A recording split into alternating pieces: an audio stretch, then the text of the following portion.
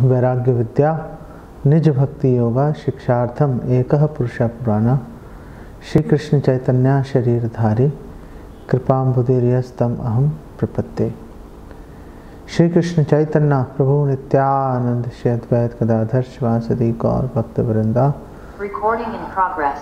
हरे कृष्ण कृष्ण कृष्ण हरे हरे, हरे राम राम राम हरे हरे।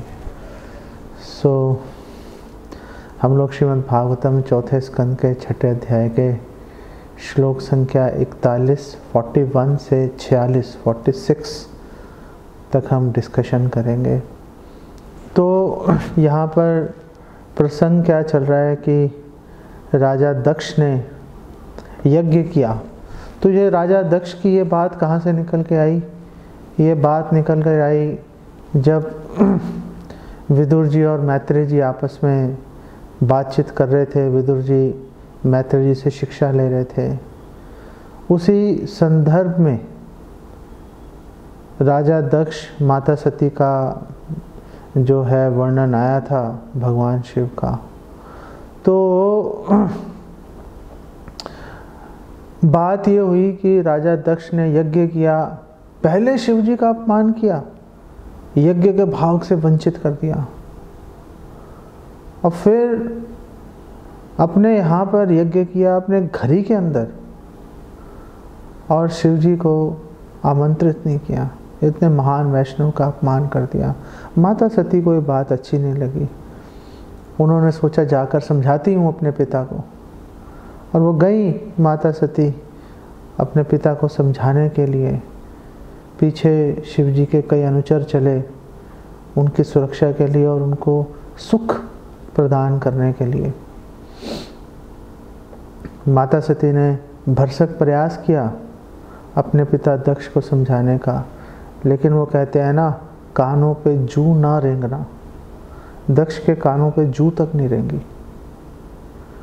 उसने पलट के कोई जवाब तक नहीं दिया अपनी पुत्री को। माता सती बहुत अपमानित हुई, बहुत दुखी हुई अपने पति के अपमान से, और उन्होंने योग अग्नि के अंदर अपने शरीर को ध्वस्त कर दिया, भस्म कर दिया। शिव जी को पता चला इस बात का नारद जी के द्वारा, और शिव जी ने वीरभद्र नामक एक राक्षस को प्रकट किया अपने जटा के बाल तोड़कर, और वीरभद्र ने जाकर सारे यज्ञ को ध्वस्त कर दिया। और राजा दक्ष का जो उस यज्ञशाला में रखा हुआ था लकड़ी का यंत्र, पशु जो है उसकी बलि चढ़ाने के लिए, उससे राजा दक्ष का वध कर दिया, और वो सिर उठाकर हवन कुंड में यज्ञ अग्नि में फेंक दिया, वो जल के भस्म हो गया। यहाँ पे चौथे स्कंद का 5वां अध्याय खत्म हो जाता है।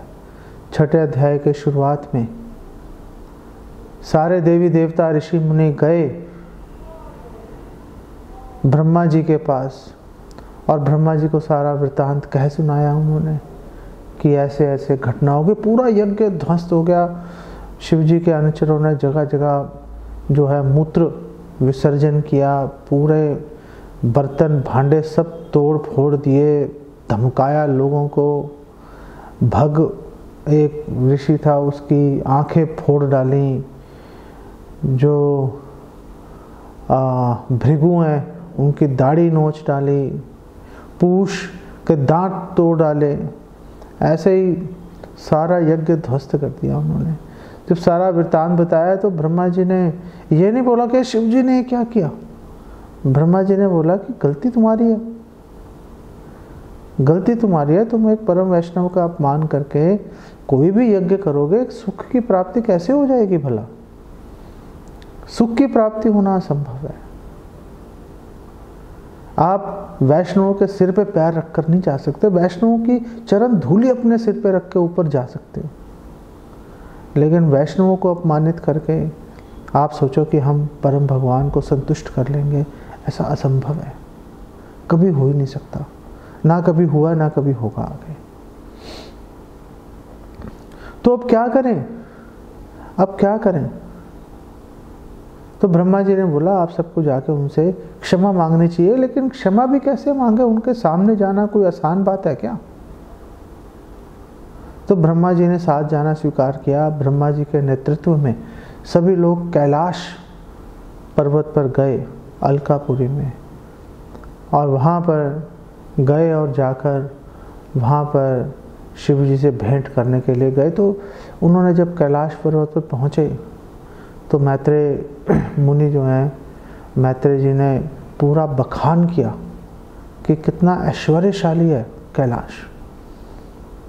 तरह तरह के कमल के फूल, गुलाब के फूल, दुनिया भर के फूल, दुनिया भर के अलग अलग तरह के हिरण, सभी तरह के वृक्ष वहाँ पर फल फूलों से एकदम लदा हुआ।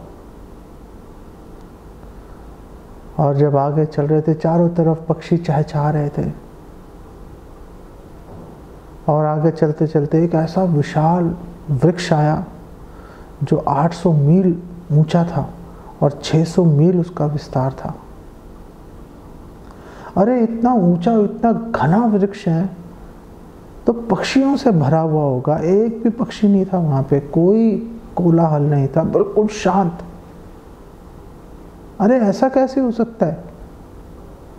तो जब आगे गए तो देवी देवताओं ने देखा कि उस वृक्ष के नीचे शिव जी बैठे हैं, अनेक अपने गणों के साथ में, अनेक महात्माओं के साथ में। और सबसे आगे कौन बैठा है?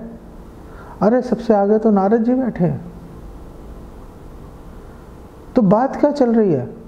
तो सभी देवी देवताओं ने देखा कि शिव जी और नारद जी आपस में भक्ति के विषय में बातचीत कर रहे हैं।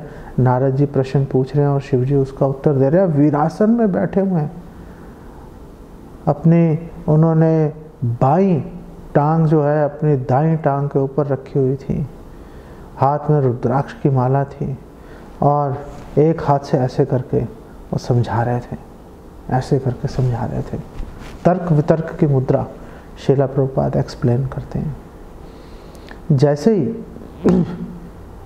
ही ब्रह्मा जी ने शिव जी को देखा, शिव जी ने ब्रह्मा जी को देखा, तो क्या हुआ, कैसा उनका व्यवहार रहा आपस में। तो जिस प्रकार से शिव जी और ब्रह्मा जी आपस में मिले, ये बताता है कि दो वैष्णवों को आपस में कैसे मिलना चाहिए। ब्रह्मा जी पिता हैं शिव जी के। ब्रह्मा जी की भ्रकुटी से जो है शिव जी प्रकट हुए हैं। इस नाते शिव जी जो है ब्रह्मा जी के अनुज हैं, उनसे उनका जो ओहदा है, उनकी पोजीशन नीचे है। लेकिन ब्रह्मा जी को पता है शिव जी की महानता का। शिव जी कोई जीव नहीं है, ब्रह्मा जी तक भी जीव ही हैं। चाहे ब्रह्मा जी शुद्ध भक्त हैं, ब्रह्मा जी ब्रह्म गौड़िया संप्रदाय के संस्थापक आचार्य हैं, लेकिन ब्रह्मा जी एक जीव है, शिव जी जीव नहीं है। तो शिव जी कौन है? क्या शिव जी विष्णु है? विष्णु तत्व में उनका वर्णन आता है? नहीं, शिव जी विष्णु तत्व भी नहीं है। शिव जी जो है विष्णु तत्वों और जीव तत्वों के बीच में एक उनकी अपनी एक अद्भुत उनकी श्रेणी है, शिव तत्व। और ब्रह्मा जी इस विषय में एक्सप्लेन करते हैं ब्रह्म संहिता में, और वहाँ वो कहते हैं क्षीरम यथा दधि विकार विशेष योगात संजायते नहि ततः पृथगस्ति हेतु यह शंभुतामपि तथा समुपैति कार्यात् गोविंदमादि पुरुषम तमहम भजामि। जो ब्रह्मा जी वहाँ पे बता रहे हैं कि देखिए शिव जी दही की तरह है और भगवान विष्णु, भगवान कृष्ण, भगवान गोविंद दूध की तरह है। क्या दूध और दही में भेद है? दूध और दही में कोई भेद नहीं है, लेकिन फिर भी एक भेद है, दूध से दही बन जाता है, दही से दूध नहीं बनता। इसी प्रकार शिव जी जो हैं वो दूध रूपी भगवान कृष्ण, भगवान गोविंद से उनका ही एक बदला हुआ रूप है दही के रूप में, और वो शिव तत्व है। शिव जी कोई जीव तत्व नहीं है। ब्रह्मा जी इस बात को भली भांति जानते हैं। चाहे पुत्र ही क्यों ना हो, अगर भक्ति में उन्नत है तो उसको सम्मान देना पड़ेगा।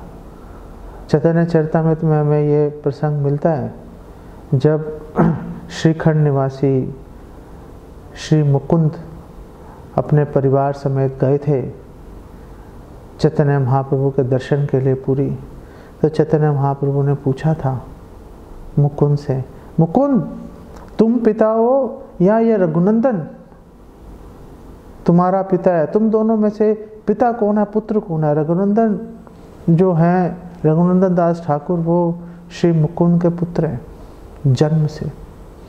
और रघुनंदन दास ठाकुर वही हैं जिन्होंने अपने हाथ से भगवान को भोग लगाया और भगवान को खाना ही पड़ा उनके सामने, उनकी भक्ति, उनकी निश्चलता से प्रभावित होकर।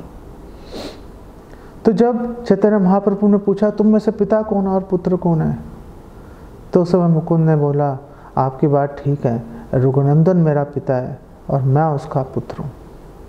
जो भक्ति में उन्नत है वो बड़ा माना जाएगा, दूसरे को निम्न स्थिति, नीचवत स्थिति स्वीकार करनी पड़ेगी।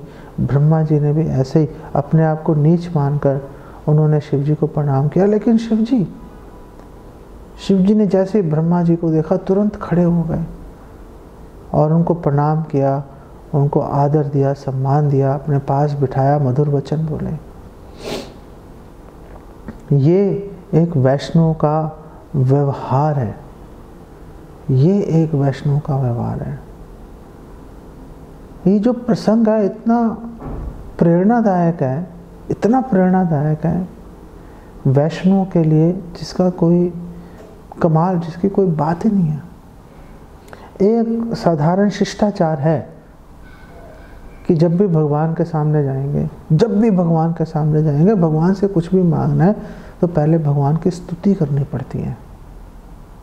भगवान की स्तुति करते हैं। आप कोई भी प्रसंग देख लो, आप ब्रह्मा जी भगवान कृष्ण के सामने गए, भगवान की स्तुति कर रहे हैं, फिर आगे बात कर रहे हैं।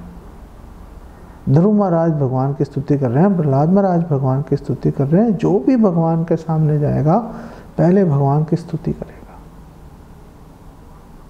तो ये तो सभी को पता है कि भगवान के सामने जाए, भगवान की स्तुति करो, फिर अपने हृदय की बात रखो। पहले भगवान को ग्लोरीफाई करना हर भक्त का कर्तव्य है। जब भी आप भगवान के शिव विग्रह के दर्शन करो, चाहे वो एक चित्र हो, चाहे भगवान के मेटल या मार्बल के विग्रह हो, कुछ भी हो, सबसे पहला कर्तव्य भगवान को ग्लोरीफाई करना है। इसीलिए पूरी ब्रह्म संहिता ग्लोरिफिकेशन है भगवान की। जो हम दर्शन आरती गाते हैं सुबह सुबह, वो भी भगवान की ग्लोरिफिकेशन है। और क्या है? वेणु कवनंतम अरविंद रायताक्षम ब्रहावतम सम असिताम्बुज सुंदरांगम कंदर्प कोटि कमनीय विशेष शुभम, करोड़ों कामदेवों से भी अधिक शोभनीय है। आभूषण भगवान कृष्ण पर अच्छे नहीं लगते, भगवान कृष्ण आभूषणों की शोभा बढ़ाते हैं। आभूषणों में ताकत नहीं है भगवान कृष्ण की सुंदरता बढ़ाने की। वो तो पहले से अद्वितीय, अप्रीतम, अद्भुत, अनूठे उनका सौंदर्य है भगवान का। भगवान को आभूषणों की आवश्यकता नहीं है। आभूषणों को भगवान की आवश्यकता है सुंदर दिखने के लिए, सेवा में लगने के लिए। कोई तो जीवन का लक्ष्य होना चाहिए। भगवान अनुग्रह करके कृतार्थ करते हैं, उनको अपनी सेवा में नियोजित कर लेते हैं। ये भगवान की महिमा है, ये भगवान की महिमा है। जब श्री चैतन्य महाप्रभु 21 घंटे तक श्रीवास आंगन में अपने ऐश्वर्य प्रकट कर रहे थे, उन्होंने बुला के भेजा कोलावेचा श्रीधर को, आओ और आके मेरा दर्शन करो, मेरा ऐश्वर्य देखो। सारे भक्त गए, दौड़ के और पकड़ के लाए कोलावेचा श्रीधर को। या श्रीधर ने देखा निमाई पंडित को, जो उनसे छीन कर सामान लेके जाता था, और ये बोलता था कि पैसे भी नहीं दूंगा, कर ले क्या करना है। उन निमाई पंडित को जब कोलाविचा श्रीधर ने विष्णु सिंहासन, विष्णु खट्ट के ऊपर बैठे हुए अपना ऐश्वर्य प्रकट करते हुए देखा तो अचेत होकर नीचे गिर गया। निमाई पंडित ने बोला, उठो उठो श्रीधर। श्रीधर उठ के खड़ा हुआ और निमाई पंडित ने श्री चैतन्य महाप्रभु को बोला कि मेरी स्तुति करो, मेरा गुणगान करो। अच्छा लगता है, भगवान को अच्छा लगता है। लेकिन श्रीधर, कोलाविचा श्रीधर, उसने बड़ी अनोखी भगवान की स्तुति की। कोलाविचा श्रीधर ने ऐसी एक ही शब्द में स्तुति कर दी भगवान की कि भगवान संतुष्ट हो गए। चैतन्य महाप्रभु, निमाई पंडित संतुष्ट हो गए। एक लाइन में पूरी स्तुति कर दी कोलाविचा श्रीधर ने। और कोलाविचा श्रीधर ने कहा कि मैं आपकी स्तुति नहीं कर सकता, मुझ में ताकत नहीं है आपकी स्तुति करने की। चैतन्य महाप्रभु ने कहा, मैंने स्वीकार कर लिया, तुम्हारी इस स्तुति को मैंने स्वीकार कर लिया। श्रील प्रभुपाद वहाँ पे एक्सप्लेन करते हैं, स्पष्टीकरण देते हैं, समझाते हैं हमें कि किसी व्यक्ति में कोई ताकत नहीं है भगवान की स्तुति, भगवान का गुणगान करने के लिए भी बहुत ताकत चाहिए। तो पहले ये भी समझना चाहिए हमें कि हम में शक्ति नहीं है भगवान का गुणगान करने की। लेकिन फिर भी हम भगवान की प्रसन्नता के लिए, जो हमारे पूर्ववर्ती आचार्य हैं, जो भगवान के शुद्ध भक्त हैं, उन्होंने जो भगवान का गुणगान किया है, उनको, उन भक्तों की याद दिलाने के लिए, भगवान को, भगवान के भक्तों की याद दिलाने के लिए उन्हीं की स्तुतियाँ गाते हैं। उससे भगवान प्रसन्न हो जाते हैं। तो ब्रह्मा जी जब बैठे आराम से शिव जी के साथ में, तो ब्रह्मा जी ने अब शिव जी की स्तुति करना शुरू किया। अब ब्रह्मा जी शिव जी की स्तुतियाँ कर रहे हैं, शिव जी का गुणगान कर रहे हैं ब्रह्मा जी। और ब्रह्मा जी ने वहाँ पर कई बातें बोली, उसमें से कुछ बातों के हम यहाँ पर चर्चा करेंगे।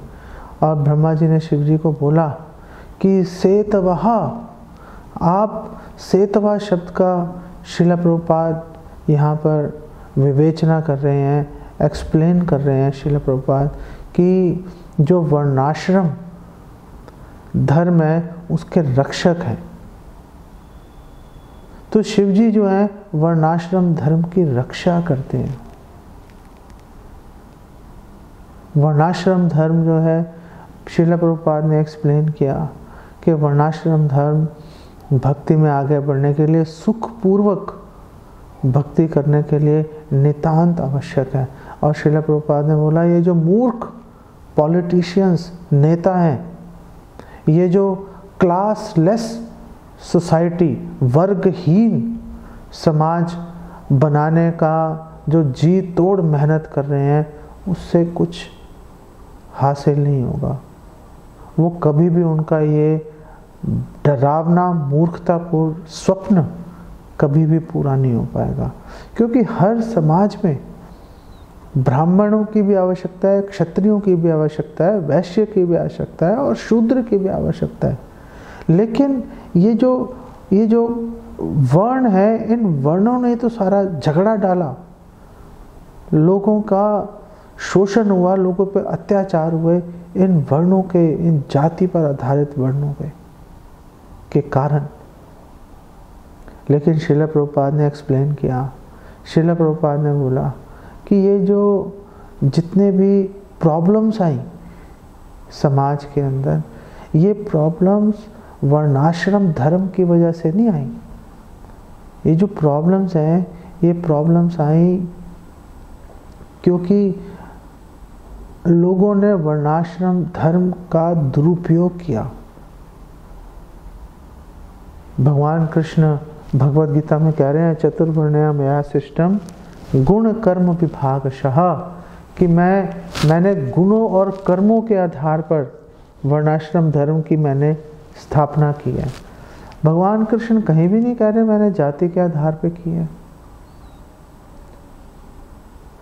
लोगों ने जाति के आधार पर उन सुविधाओं का, उन प्रतिष्ठाओं का लाभ उठाने की कुचेष्टा की, और उसी के चलते समस्याएं। अगर हम दैवी वर्णाश्रम की बात करते हैं, अगर हम भगवान की इच्छा के अनुसार वर्णाश्रम धर्म को चलाते हैं, तो फिर कभी भी किसी भी तरह की समस्या आने की संभावना ही नहीं है।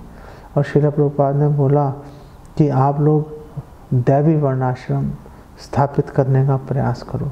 दैवी वर्णाश्रम हम लोग स्थापित कर सकते हैं यदि हम लोग ऐसा प्रयास करें कि हम लोग फॉर्म कम्युनिटीज़ में हम लोग जाकर रहना शुरू कर दें। सादा जीवन उच्च विचार, हम जाएं फॉर्म कम्युनिटीज़ में जाएं और वहाँ जाकर रहें।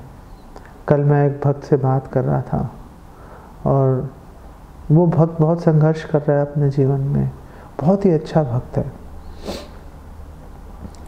लेकिन कई वर्षों से मैं उसे संघर्ष करते हुए देख रहा हूँ। 15 साल तो हो गए मुझे देखते हुए उसको संघर्ष करते हुए। तो मैंने उसको, कल बात हो रही थी तो मैंने उसको बोला, प्रभु आप इतना संघर्ष कर रहे हो, आप क्यों नहीं किसी आप फॉर्म कम्युनिटी में जाकर रहना शुरू कर देते, आराम से रहिए, ज़्यादा खर्चे भी नहीं होंगे, कोई टेंशन नहीं, तनाव नहीं, एक सुरक्षित वातावरण में आप रहते रहोगे। तो उन्होंने बोला कि आपका सुझाव तो अच्छा है, लेकिन मेरे घर वाले राज़ी नहीं होंगे, तो मुझे यहीं पर दिल्ली में रहते हुए मुझे संघर्षपूर्वक जीवन मुझे अपना व्यतीत करना पड़ेगा। तो ऐसा नहीं है कि भक्तों को पता नहीं है फॉर्म कम्युनिटीज़ के बारे में, लेकिन वो जाने के लिए जो एक जो लीप ऑफ फेथ है, एक जो श्रद्धा, एक विश्वास है कि यहाँ जाने से हमें लाभ होगा, चारों तरफ भक्तों से घिरे रहेंगे तो हमें उससे लाभ प्राप्त होगा, वो हम कदम बेसिकली उठा नहीं पाते। वो कदम उठाने से प्रॉब्लम हो जाती है। एक्चुअली में अगर आप देखो, जब इस्कॉन की स्थापना हुई थी तो 1980 तक तो श्रील प्रभुपाद के तिरोधान के बाद भी अधिकतर भक्त, 90% से ज़्यादा जो भक्त हैं वो पूरी तरह से इस्कॉन संस्था के ऊपर ही आश्रित थे। लेकिन उसके बाद कुछ ऐसी घटनाएं हुई जिसके कारण जो वैराग्य पर आधारित जो इस्कॉन संस्था थी वो कॉन्ग्रीगेशन बेस्ड बन गई, गृहस्थों पे आधारित संस्था बन गई अगले 10 सालों के अंदर।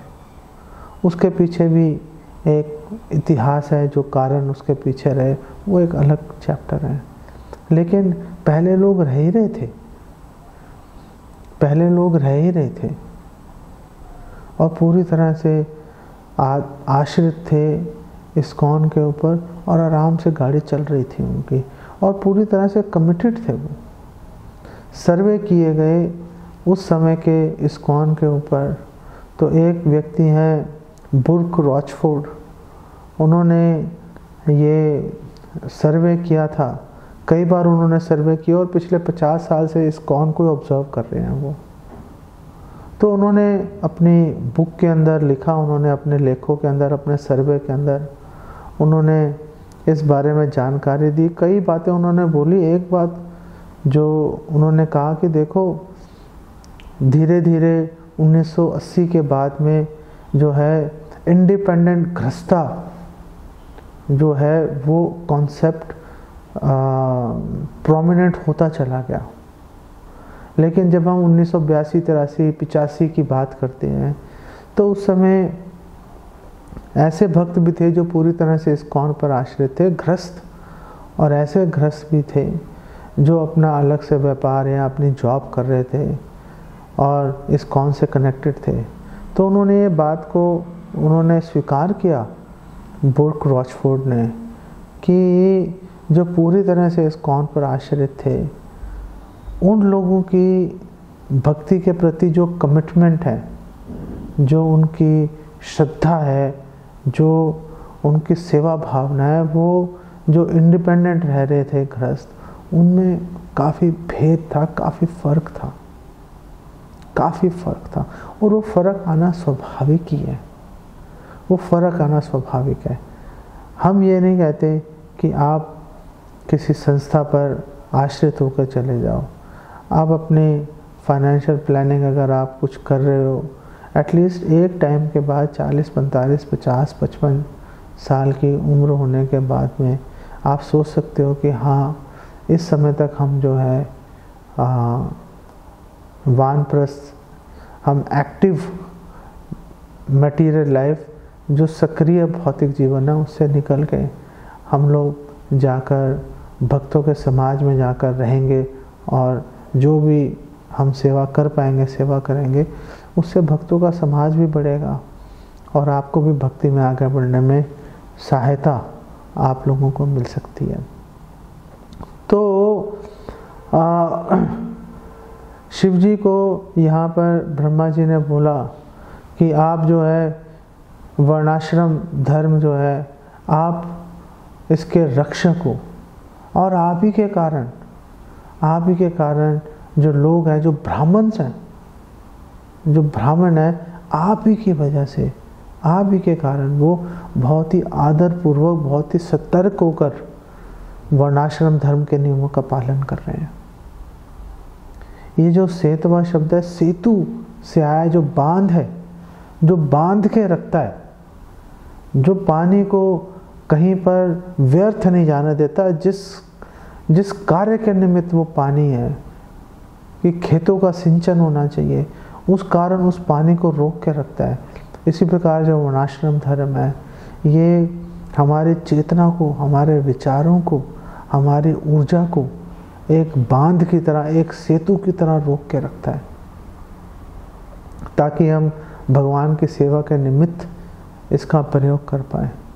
हमें श्रीमद् भागवतम के 3 स्कंद में हमें वर्णन प्राप्त होता है, सेतवु, सेतवहा, इस शब्द का प्रयोग 3 स्कंद में भी हो रहा है। जब मनु आए थे मिलने के लिए कर्दम मुनि से अपनी पुत्री देवहूति के विवाह के उपलक्ष्य में, तो उस समय कर्दम मुनि ने मनु जी को बोला था कि सेतवा कह के संबोधित किया था कि आप रक्षा कर रहे हो, एक क्षत्रिय का, एक राजा का धर्म है वर्णाश्रम धर्म की रक्षा करना।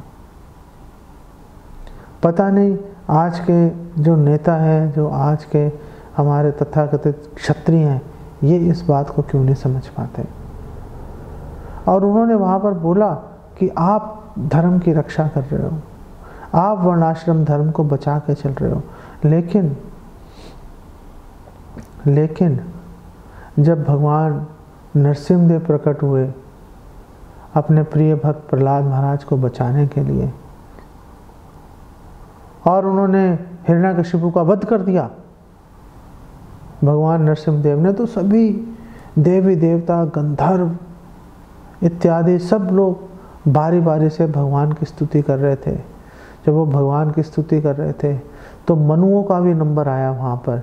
तो जितने भी मनु हैं, सारे मनु वहाँ पर भगवान का वीर्य, भगवान का ऐश्वर्य, भगवान की शक्ति, भगवान का वात्सल्य देखने के लिए वहाँ पर उपस्थित थे।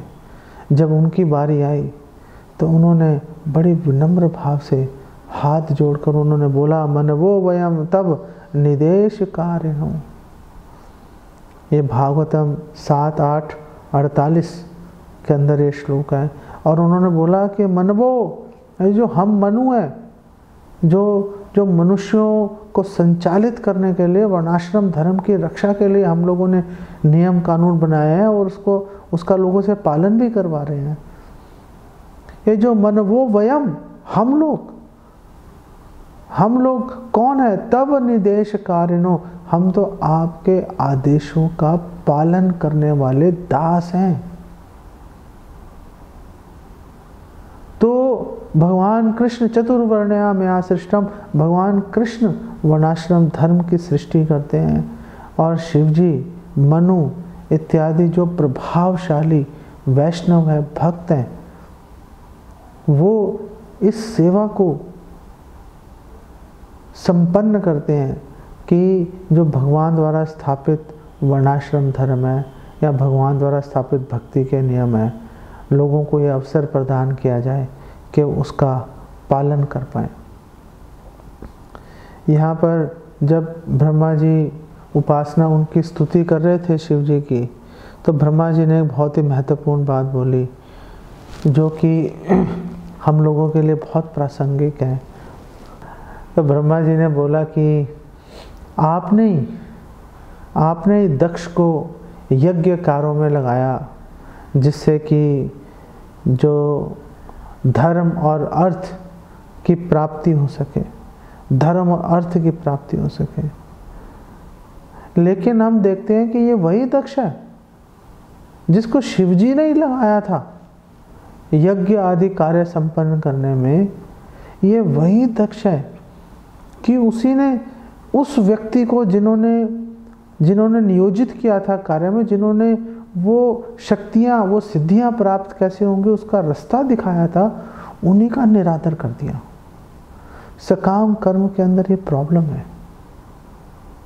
सकाम कर्म के अंदर ये समस्या है कि जो व्यक्ति सहायता करता है, जो गुरु है, उसी का अपमान करना शुरू कर देते हैं थोड़ी सी सफलता प्राप्त होने पर। वैष्णवों के समाज में भी ये चीज़ देखने को मिलती है, वैष्णवों के समाज में भी, क्योंकि हम लोग बद्ध जीव हैं, क्योंकि हम लोग भक्ति भी अन्य अभिलाषिता शून्य होकर नहीं कर पा रहे। अभी हमारे मन में अनेक आशाएं, अनेक इच्छाएं हैं जिनसे हम जाने अनजाने में हम जिनकी पूर्ति की कामना करते ही रहते हैं।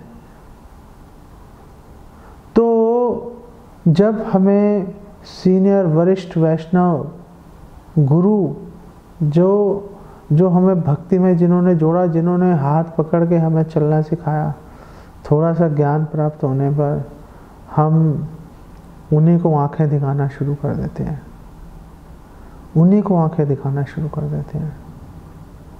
ये बहुत ही खराब बात है। बेसिकली महाभारत में एक ऐसा प्रसंग आता है कि युद्ध चल रहा था और अर्जुन ने एक प्रतिज्ञा ले रखी थी महाभारत का युद्ध शुरू होने के समय कि अगर किसी ने मुझे बोला कि तू अपना गांडीव फेंक दे, तो अर्जुन ने बोला था अगर किसी ने बोला था यहाँ तो वो मरेगा या मैं मरूंगा, दोनों में से एक ही जीवित रहेगा।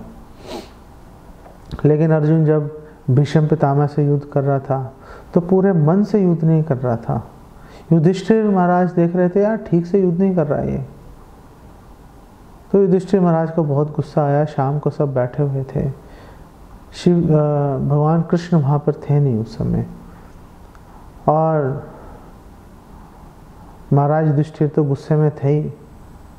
और महाराज युधिष्ठिर ने बोल दिया अर्जुन को, क्या नपुंसकों की तरह तुम लड़ाई कर रहे हो, फेंक दो अपना गांडी। अरे भैया ये क्या बोल दिया फेंक दो गांडी।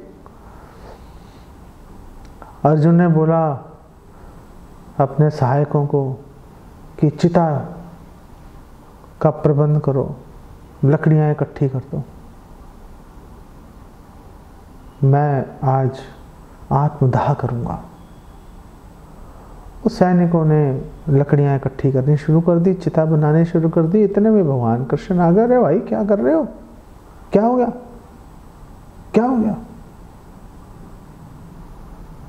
तो अर्जुन ने बोला देखो भाई मैंने यह प्रतिज्ञा की थी कि अगर किसी ने बोला धनुष फेंक दे अपना भाई गांडीव, तो यहाँ तो वो जीवित रहेगा या मैं जीवित रहूँगा। अब मैं अपने बड़े भाई पर युधिष्ठिर पर हाथ तो उठा नहीं सकता, तो मैं ही मरूंगा अब और क्या करूँगा। उनको थोड़े ना कह सकता हूँ कि भाई तुम मर जाओ तो भगवान कृष्ण ने कहा रुको रुको भाई इसका सॉल्यूशन निकालता हूँ। तो फिर भगवान कृष्ण ने अर्जुन को बोला कि तुम युधिष्ठिर का अपमान कर दो। अपने से बड़े का अपमान करना उसको मारने के समान होता है। ये बड़ा महत्वपूर्ण प्रिंसिपल है, महत्वपूर्ण सिद्धांत है। अगर हमने अपने से वरिष्ठ वैष्णव का, गुरु का अगर अपमान कर दिया तो उनको मारने के समान ही है वो। इसलिए हमें बहुत सावधानी के साथ में, वैष्णव के साथ में व्यवहार करना चाहिए, नहीं तो बहुत बड़ी समस्या हो सकती है। तो कई बार लगता है कि सामने वाला व्यक्ति गलती कर रहा है, और वो गलती कर रहा है, भाई पता नहीं कर रहा है नहीं कर रहा, आप उसको करने दो, आप अपने सेवा के ऊपर ध्यान दो, अपने आप को सुरक्षित रखो, अपने भक्ति को, अपनी भक्ति लता को बचा के रखो। ये बात बहुत ही सावधानी से अपने हृदय में बिठाने योग्य है। 45वें श्लोक में ब्रह्मा जी ने बोला कि आप ही हो वो, ब्रह्मा जी शिव जी को कह रहे हैं आप ही हो जो जितने भी लोग हैं, अगर कोई भक्ति करता है उसको वैकुंठ भेज देते हो, अगर कोई स्वर्ग आदि लोकों में जाना चाहता है आप उनको स्वर्ग आदि लोकों में भेज देते हो, और अगर कोई पापी है, दुष्ट है, लोगों को परेशान कर रहा है, तो उसमें नरक भेजने का काम भी आप ही करते हो। लेकिन हमने ये भी देखा है, ब्रह्मा जी ने कहा हमने ये भी देखा है कि कई बार उल्टा परिणाम भी मिलता है। और श्रील प्रभुपाद वहाँ पे एक्सप्लेन कर रहे हैं कि अजामिल है, पूरा जीवन गलत काम करता रहा, लेकिन अंत समय में उसने निरपराध होकर नारायण नारायण शब्द का उच्चारण किया, तो उसको अवसर मिल गया वैकुंठ धाम जाने के लिए। दूसरी ओर दक्ष है, पूरा जीवन ही यज्ञ करता रहा, लेकिन फिर भी शिव जी ने उसको इतना कड़ा दंड दिया, तो उसका वध ही कर दिया।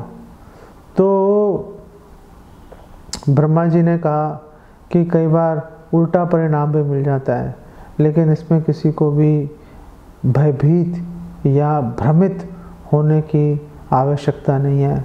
ये सोच के चलना चाहिए कि हर व्यक्ति को अपने कर्मों के अनुसार ही उसको फल की प्राप्ति होती है।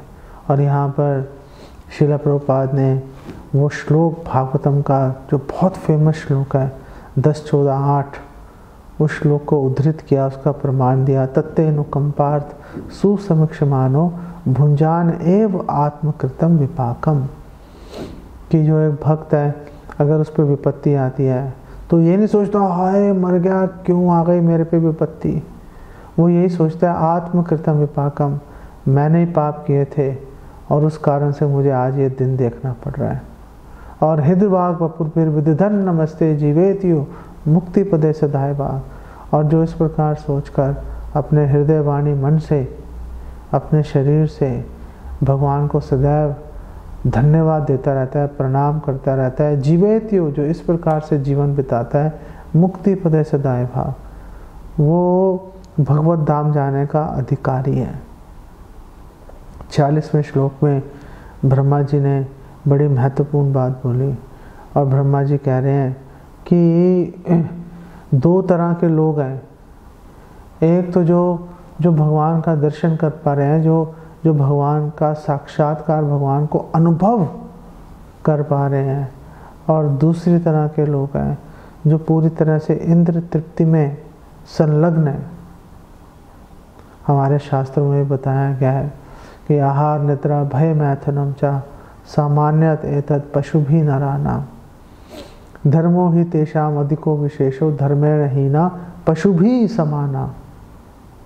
अगर हम लोग 4 कार्यों में लगे रहता है, अगर कोई व्यक्ति आहार खाने पीने में, निद्रा सोने में, भय अपना बचाव करने में, और मैथुन बच्चे पैदा करने में, तो ये 4 कार्य तो मनुष्य तो कर ही रहे हैं, पशु भी कर रहे हैं, उतनी दक्षता से कर रहे हैं वो। तो दोनों में फर्क क्या है? धर्म का फर्क है। धर्मम तो साक्षात भगवत प्रणीतम, और धर्म की परिभाषा क्या है? भगवान कृष्ण की वाणी भगवत गीता, भागवतम इत्यादि ग्रंथों में लिपिबद्ध है, वो धर्म है। अगर कोई धर्म का पालन नहीं कर रहा, तो ब्रह्मा जी बोल रहे हैं वो तो पशुओं के ही समान है। तो कैसे पता चलेगा कि कोई व्यक्ति पशु है या नहीं है? तो ब्रह्मा जी ने उसको नापने का यंत्र भी दे दिया। ब्रह्मा जी ने कहा ऐसे लोग जो हैं वो बहुत जल्दी क्रोधित हो जाते हैं, गुस्से में रहते हैं, और क्रोध में अपना भी अनिष्ट करने से नहीं पीछे हटते, दूसरों को तो कभी भी पलक झपकते ही मारने का उनको नुकसान पहुंचाने में बिल्कुल परहेज नहीं करते, बिल्कुल पीछे नहीं हटते, हमेशा द्वैत के अंदर चलते हैं, डुअलिटी के अंदर रहते हैं। ये मेरा, वो पराया, ये अच्छा, ये बुरा, ये मेरा मित्र है, ये मेरा शत्रु है। हमेशा इसी समभाव से इन्हें देखेंगे। आत्मवत सर्वभूतेषु, पूरे दुनिया के लोगों को अपने ही समान समझकर मैत्री भाव से देखना, ऐसे नहीं देखते वो तो ये देखते हैं अपने पराये के संदर्भ में। जैसे धृतराष्ट्र जी ने, बिल्कुल भगवत गीता का पहला श्लोक है, माम का पांडवाश्चैव, मेरे बच्चों ने और पांडवों ने क्या किया। अरे भाई, तुमने यहीं पर ये भेदभाव जो तुम्हारे हृदय में भेद चल रहा है अपने छोटे भाई पांडु के पुत्रों के प्रति, वो आपने सामने दिखा दिया। आपने पहला प्रश्न ही आपने पूछा, वहीं पे आपने दिखा दिया कि आपके अपने बच्चों के प्रति और पांडु अपने भाई के बच्चों के प्रति कितना भेदभाव है आपके हृदय में। होना नहीं चाहिए था, होना नहीं चाहिए था। अक्रूर जी भी कहे थे भगवान कृष्ण के कहने पर हस्तिनापुर, और अक्रूर जी ने उनको समझाया था धृतराष्ट्र को कि जो पांडु के पुत्र हैं इनको भी भाई तुम्हारे बच्चों के समान है, प्रजा बच्चे के समान है एक राजा के लिए। ये तो पांडु पुत्र तो फिर तुम्हारे बच्चे ही हैं। धृतराष्ट्र ने बोला, देखो अक्रूर जी, आप बातें तो बहुत बढ़िया कर रहे हो, लेकिन मेरे हृदय में ठहर नहीं रही। जैसे बादलों में बिजली कौंध के रुकती नहीं है, ऐसे आपकी जो ये नीति वचन है ये मेरे हृदय में कौंधे खत्म हो गए, रुक नहीं पा रहे। अरे भाई, क्यों नहीं रुक रहे? क्योंकि मेरा हृदय आसक्त है। अगर हमारा हृदय काम वासना से आसक्त रहेगा तो हम चाहे अनचाहे हम लोग पशुवत व्यवहार करते रहेंगे। हमें ऐसी स्थिति में लेके जाना है जहाँ पर ये आसक्ति और घृणा ये बदल जाए, आसक्ति बदल जाए प्रेम के अंदर, भगवत प्रेम के अंदर, और जो घृणा है ये बदल जाए जो भगवान से विमुख करने वाली हैं, प्रतिकूलस्य वर्जनम, जो भगवान से विमुख करने वाली गतिविधियाँ कार्य हैं उनके प्रति अपने हृदय में वर्जन करने के लिए ये बस उसमें बदल जाए, ऐसा हमें करने का प्रयास करना चाहिए। ये प्रयास करेंगे तो फिर कह सकते हो कि अब हम पशु योनि से, पशु की चेतना से अब हम उठ के ऊपर खड़े हो गए। अब हम वसुधैव कुटुंबकम, अब हम सारे संसार को अपना परिवार, आत्मवत सर्वभूतेषु यह पश्यति स पंडिता, हम सारे लोगों को अपने समान, जैसे हम भगवान के दास हैं ऐसे सभी लोग भगवान के दास हैं। जो वसुदेव दृष्टि है, चारों तरफ जो मई पश्यति सर्वत्र सर्वम च मई पश्यति, जो चारों ओर भगवान ही के दर्शन कर रहा है और ये देख रहा है कि भगवान सबके अंदर है और सब लोग भगवान के अंदर स्थित हैं। ये जो दृष्टि है, ये दृष्टि अगर हम अपने हृदय में जागृत कर लेंगे, फिर किसी से द्वेष, किसी के प्रति क्रोध करने का तो कोई प्रश्न ही नहीं आएगा। अगर कोई आपको हानि पहुंचा रहा है तो आप ये समझ पाएंगे, ओह ये हानि तो भगवान वासुदेव, भगवान कृष्ण की योजना के अनुसार मेरे कर्मों का परिणाम ही है जो मुझे प्राप्त हो रही है। फिर किसी से वैर भाव, वैमनस्य रखने का तो प्रश्न ही नहीं उठता। फिर जीवन शांति से चलेगा, फिर मन शांत हो जाएगा। जब मन शांत हो जाएगा फिर हम आसानी से इसको भगवान का स्मरण करने में, भगवान का ध्यान लगाने में, भगवान के दिव्य नामों का जप करने में बड़ी आसानी से लगा देंगे, तब कोई समस्या नहीं आएगी। यही यहाँ पर हम इस प्रसंग से ये शिक्षा ले सकते हैं। इसको यहाँ पर विराम देता हूँ। जगत गुरु श्रील प्रभुपाद की जय।